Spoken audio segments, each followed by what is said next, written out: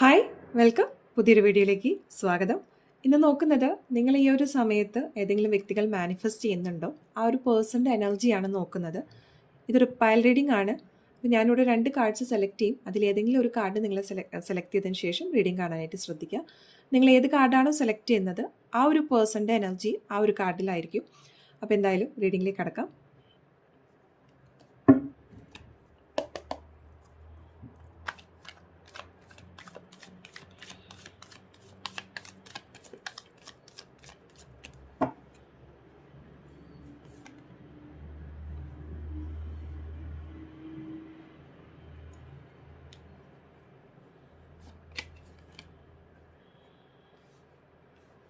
Okay, ഇതിൽ card number 1 select ചെയ്ത വ്യക്തികൾക്ക് കിട്ടിയിരിക്കുന്നത് 7 ഓഫ് പെൻറ്റക്കിൾസ് ആണ്.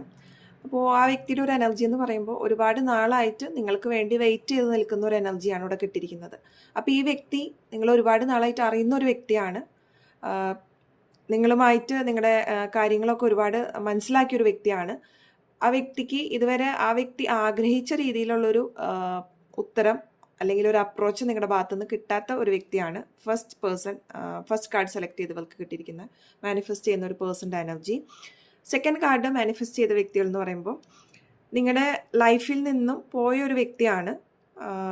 ഒരുപാട് ഇമോഷണൽ ട്രോമാസ് അവർക്കായിരിക്കാം, അല്ലെങ്കിൽ നിങ്ങൾക്ക് തന്നുകൊണ്ട് പോയൊരു വ്യക്തിയാണ്. ഒരുപാട് ബുദ്ധിമുട്ടിക്കൊണ്ട് നിങ്ങളിൽ നിന്ന് നീങ്ങേണ്ടി വന്ന ഒരു അവസ്ഥ ക്യാരി ചെയ്തൊരു വ്യക്തിയായിട്ടാണ് കാണുന്നത്. ആ ഒരു വ്യക്തിയാണ് ഈ ഒരു ടൈമിൽ നിങ്ങളെ മാനിഫെസ്റ്റ് ചെയ്യുന്നത്. അപ്പോൾ സെക്കൻഡ് കാർഡ് സെലക്ട് ചെയ്തവർ ആ ഒരു പേഴ്സൺ ഇപ്പോൾ നിങ്ങളുടെ ലൈഫിൽ അല്ലെങ്കിൽ നിങ്ങളുടെ കോണ്ടാക്റ്റിൽ ഉണ്ടാകണമെന്നില്ല. ഫസ്റ്റ് പേഴ്സൺ നിങ്ങൾ അറിയുന്ന ഒരു വ്യക്തിയാണ്. ചിലപ്പോൾ നിങ്ങൾ പണ്ട് മുതലേ അറിയുന്ന ഒരു വ്യക്തിയായിരിക്കാം, നിങ്ങളെ നന്നായി മനസ്സിലാക്കിയ ഒരു വ്യക്തിയാണ്. പക്ഷെ സ്റ്റിൽ നിങ്ങൾക്ക് എന്തെങ്കിലും രീതിയിൽ അവരെ അക്സെപ്റ്റ് ചെയ്യാനുള്ള ബുദ്ധിമുട്ടുണ്ട്. പക്ഷെ അവരിപ്പോഴും ഒരു വെയിറ്റിംഗ് എനർജിയിൽ നിങ്ങൾക്കായി കാത്തു നിൽക്കുന്ന ഒരു ഇതാണ് കിട്ടിയിരിക്കുന്നത്. അപ്പോൾ ഇതൊക്കെയാണ് നിങ്ങളെ മാനിഫെസ്റ്റ് ചെയ്യുന്ന പേഴ്സൻ്റെ ഒരു എനർജി എന്ന് പറഞ്ഞത്.